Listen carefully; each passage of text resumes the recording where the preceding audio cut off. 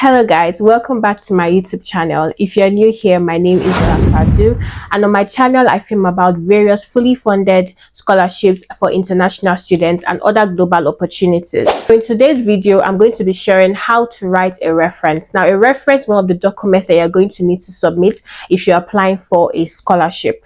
Now, I do have a video talking about all the documents that you need to apply for a fully funded scholarship. If you haven't watched that video here, I'm going to leave the link here, so please go check out that video.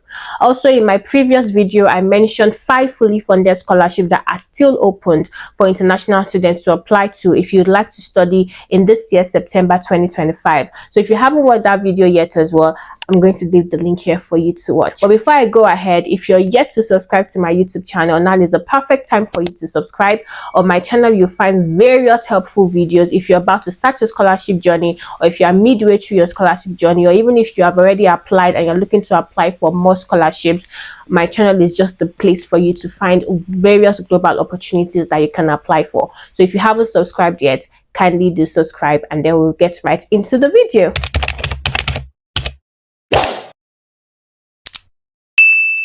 Now, like I said earlier in this video, I'm going to be sharing or explaining how to write a reference, what a reference is, and the various types of references. So please permit me, if you see me looking down, it just means I'm looking at my notes as I've written some things down. So for those of you that don't know, and maybe you're just starting your scholarship journey, a reference is a document or a letter that highlights your academic strengths, character, and potential for success.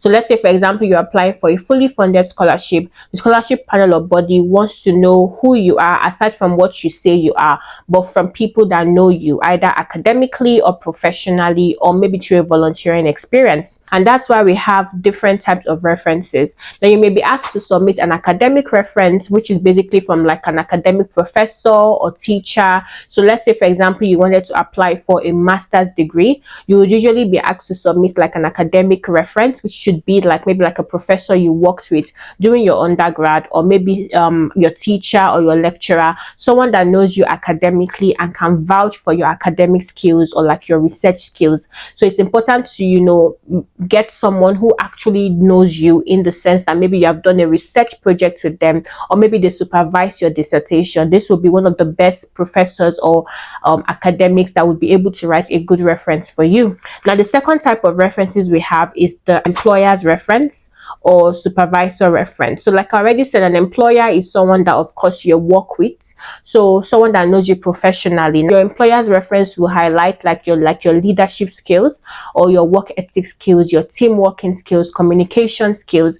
These are the kind of skills that your professional reference or employer's reference will actually highlight. So it's important that you get maybe your manager at work or someone that you have worked with in a high capacity to write an employer's reference for you. You also have the mentors or coaches. Now, usually you may also be asked to submit a personal reference, and I would advise that if you're submitting a personal reference, usually they would even state it there that do not ask a family member. So they want you to get a reference from someone that knows you personally but is not a family member. Now, the best people for this would actually be like your mentors or your coaches, because they know you personally and they can also highlight your strengths as well. They can also highlight like maybe leadership skills that you've gotten through the mentoring or the coaching. They could highlight like maybe some communication skills, or maybe the skills to take your own initiative.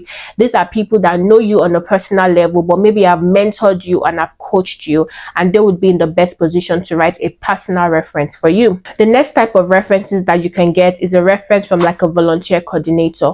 So if you have some volunteering experience, let's say for example you didn't have the opportunity to maybe work professionally, but you had the opportunity to volunteer maybe in an organization, then your volunteer coordinator or whoever was in charge of your volunteering experience can write a reference for you. So they can also highlight some of your strengths and the skills that they've seen you develop during that volunteering experience. So these are just some types of references, and most times they may ask you to submit a letter of reference, which means that your referee has to actually write like an actual letter and then they submit, while some other times they might already have like a a form that your referee just has to fill. Those ones are usually more straightforward because you already have like set questions, usually yes or no questions, and once that is done, once your referee has filled that in, they can just send it back. But it's also important that you let your referees know on time that they're going to be expecting an email from the school or the university or the scholarship panel or the scholarship body rather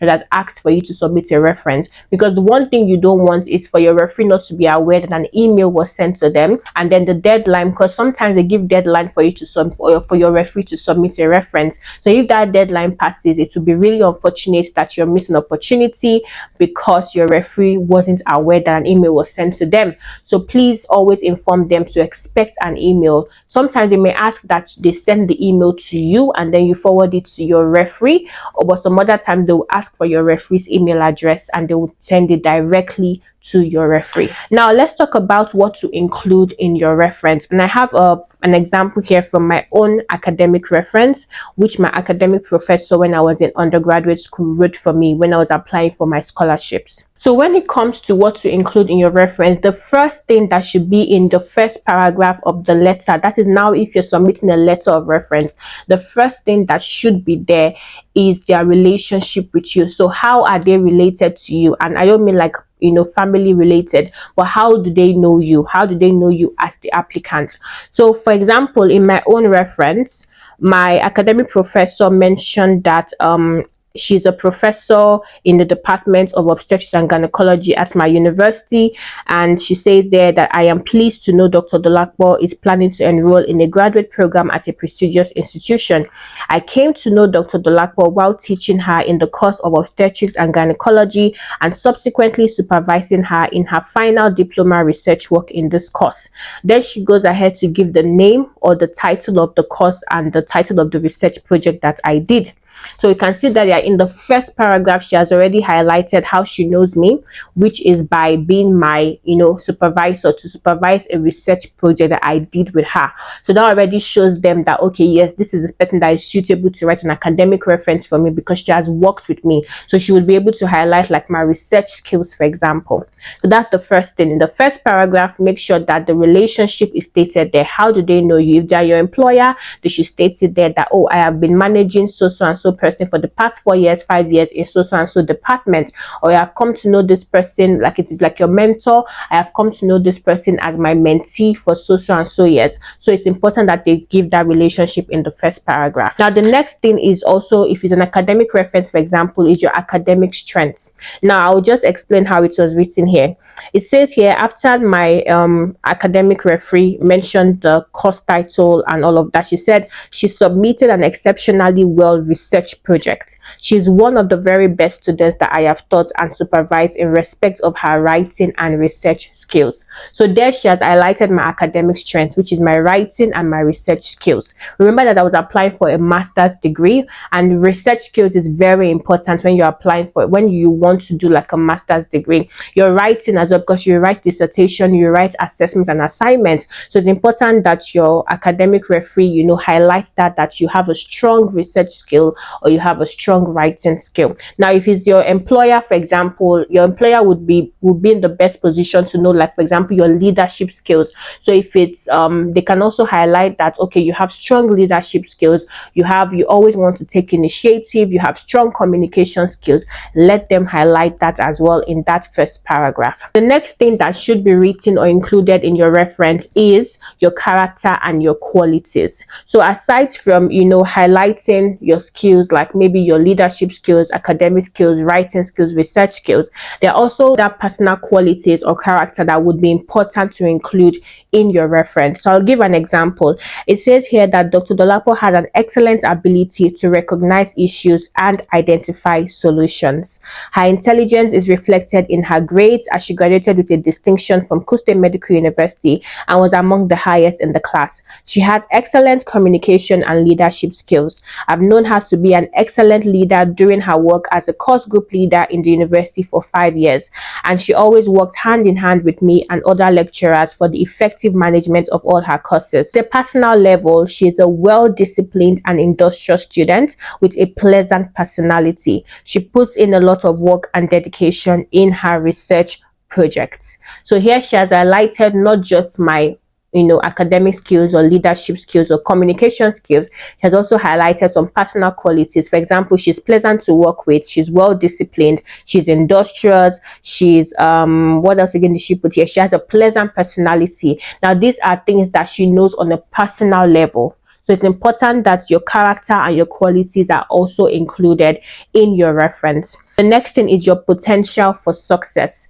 Let your referee also include your potential for success. So that your potential to succeed in that course you're applying to, or your potential to succeed if you're given that scholarship you're applying for. Example here is in the third paragraph. She says, I am very confident that Dr. Dolapo is an exceptional candidate for graduate study in your institution. Her work and vast research experience shows that she would greatly benefit from it and will be able to exhaust and develop her capacities to the full.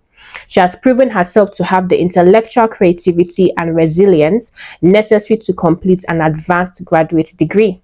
Furthermore, I am certain that she would qualify for any means of funding that you could offer her, and I also strongly recommend her for a position as a teaching or research assistant. Now, this was beautifully written because it highlights my potential to succeed in the course, and how she even says it here that I'm an exceptional candidate. I remember that I also told my referee that I would be applying for a scholarship. So she also highlighted here that she's certain that I will qualify for any funding, just to remind them that, okay, this person actually deserves to be given a scholarship. So it's important that your potential for success is highlighted in your reference. The next thing is the relevance to the scholarship. So I already talking about funding. So another thing that I didn't include here that could also be included here is if there are some specific qualities that are already written in the scholarship application, maybe like eligibility criteria, some specific things that the scholarship panel are saying that they want to see in an applicant. You can then ask your referee to state that, or you can send them the link, let them see some of those things,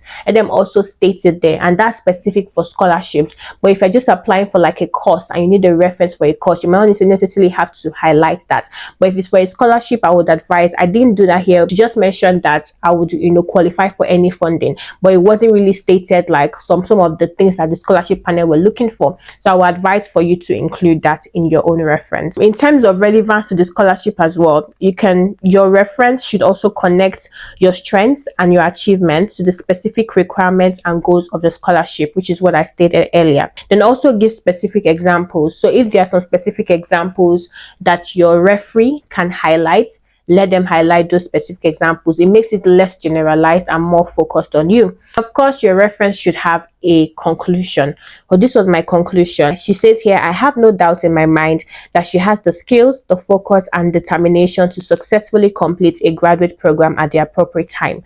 I therefore highly recommend Dr. Dolapo without reservations, and I wholeheartedly support her for admission to a graduate program in your institution. If I were asked to give a list of any most competent and disciplined students, she would be the first. Should you have any questions with regards to Dr. Dolapo, I will be pleased to answer them. Yours sincerely. And then she puts her name and her signature. Very important. They must sign. So it doesn't look like you are the one that wrote a reference for yourself. So your referee must sign the reference letter. I'm reading this, I'm like, oh, this is actually really sweet. But you see, this is that's the kind of feeling that whoever is reading your reference, you feel like, oh, this person is actually really recommended. Your reference should actually make you look like you are the most suitable candidate, you are the most suitable applicant. It should highlight your strengths, your qualities. That's why it's important that whoever is writing it for you is someone that knows you on a personal level.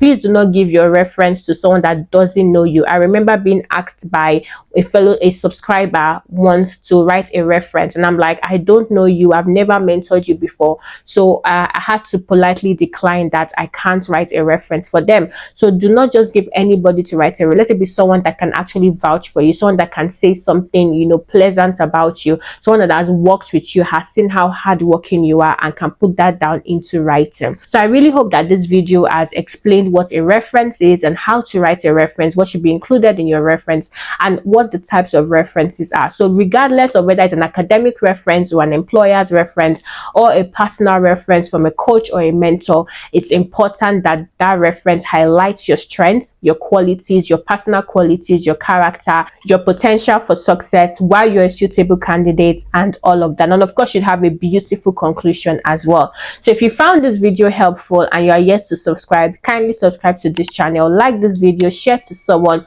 and please drop your comments in the comment section below. Let me know if you found this video helpful, and let me also know what other videos you would like me to share on my channel. So once again, my name is Dolapo, and I will see you in my next video. Goodbye.